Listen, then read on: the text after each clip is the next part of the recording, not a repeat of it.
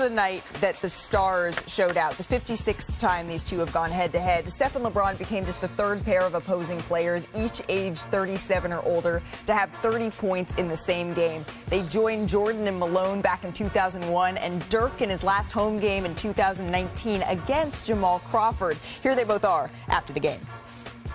Set a goal of trying to lift our level of play, preparing for hopefully a playoff series, but we know every game matters down the stretch, and the intensity has been crazy. And that's what you love, like having something to play for is special. Yeah, I had to go against them when they added Kevin Durant.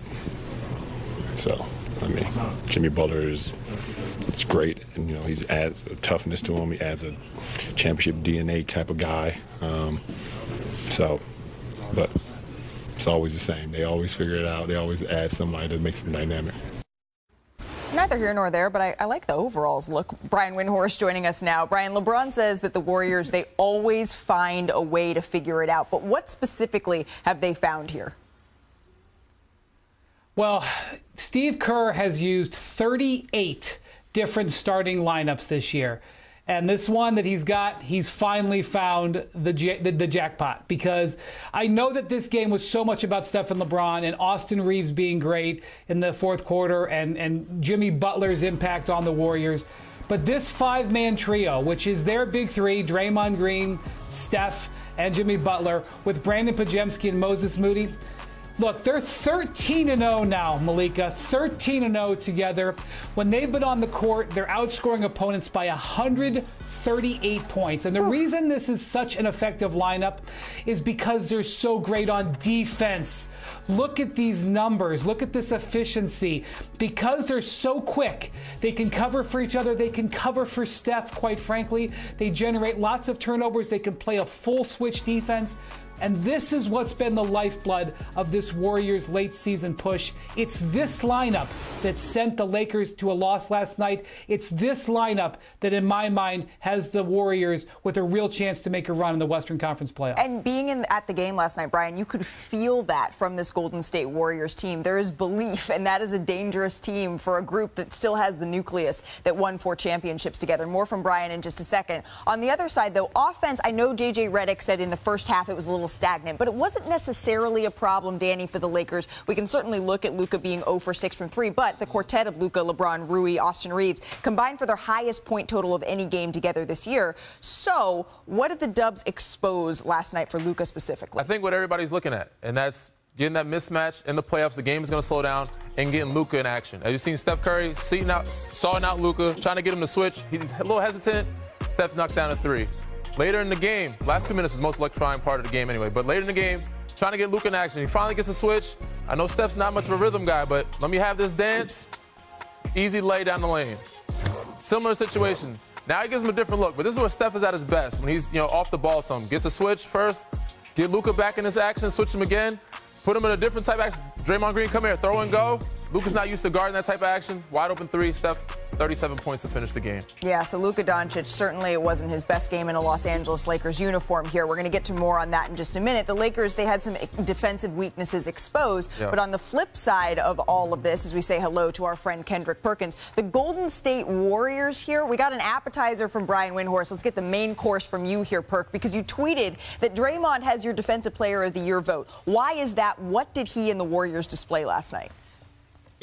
For Golden State to get the possession. These are intangibles that you just can't teach, that doesn't show up in the box score. You just have to be a student of the game. You got to be a learner when you at a sponge, when you in the film room, when you at shoot around, knowing these type of situations. This is what a Defensive Player of the Year looked like, Draymond Green. The odds makers agree with you because they've completely flipped. He was as long as 100-1 in late February, Perk. Now he's the odds-on favorite. It was the perfect game to follow up the interview he had with us on NBA Today, where he said that he is the Defensive Player of the Year and one of the most important defensive players of the last 20 seasons. Now, Green, he played a major part in bottling up Luka, as we just showed. Let's hear from Luka Doncic, who shouldered the blame after the loss. That performance for me is unacceptable, when I play like that, it makes for the team harder to win, so just got to figure that out. Okay, so this is go time for the Lakers here. They've now won just 6 of their last 15 games after winning 13 of their 15 prior. So Brian Windhorst, Luka says he has to be much, much better. I think we can all see that. Is it as simple as turning a switch? That's what the Lakers need to do to solve their issues here?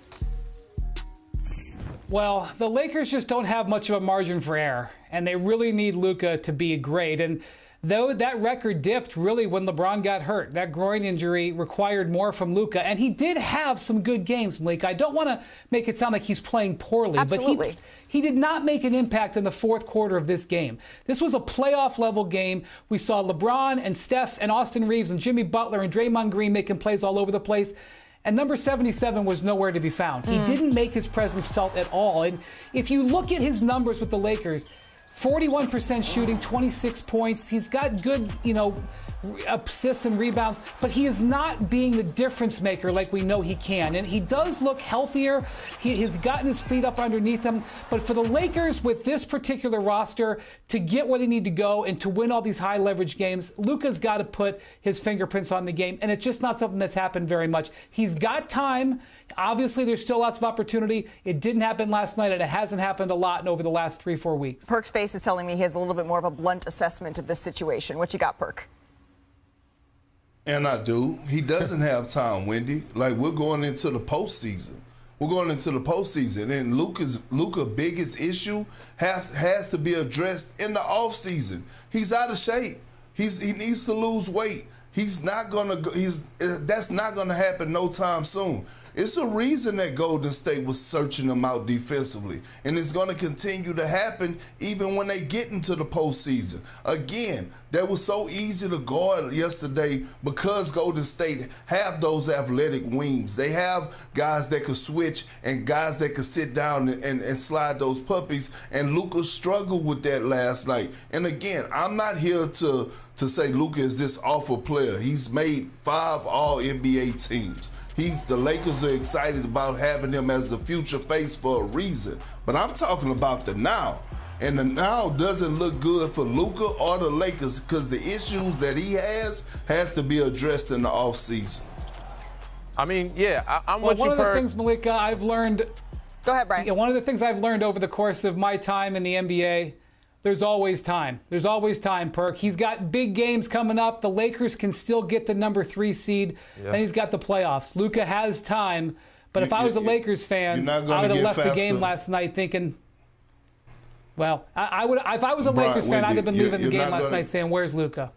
I mean, you're not going to get faster in a week and a half. You're not going to get faster and lose weight in a week and a half. Maybe not, but he can play better offensive games. He can knock down more shots. And this team, the big three, in order for them to be great and to win games, they have to outscore teams. We see in the defensive liabilities that they have. And of course, Luka can't do it on both ends. So for them, they're going to have Luka, Austin Reeves, and Bron playing at their highest level. The others are playing well right now. So if they can outscore teams, that'll help a lot. So if Luka can make shots like he's done in the past, it can kind of, make those defensive lapses or those defensive issues kind of, I wouldn't say go away, but they can be overlooked. And for a time, we were talking a lot on this show about how Luka seemed to be finding himself within the Lakers offense in particular. This is the first time after 114 straight games where Luka didn't make a three-pointer. Tonight, looking at their schedule against the New Orleans Pelicans, who have shut down Zion Williamson for the season, who have shut down C.J. McCollum for the season, they are without their stars in this one. It's as much of as close to a must-win